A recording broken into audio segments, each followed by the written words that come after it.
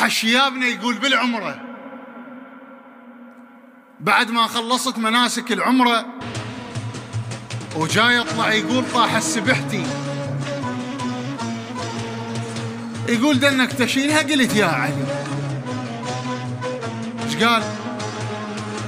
يا علي يقولوا لن واحد وراي يصيح لي يا حاج لا تشرك بذكر الخليفة الرابع، انت امام بيت الله.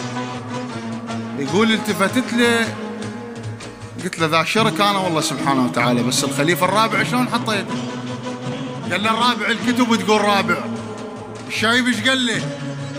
قال له قل لك سالفة والكتب رزقه هنا، كتابه بيع على الرابع ولا نقرأ، طبل بيوتنا وعاين على الحيطان، وشوف شلون منه هو بشرنا هو، ضلع شايل صور موتانه والعدنين، وضلع وحده العلمان حصوره وياه.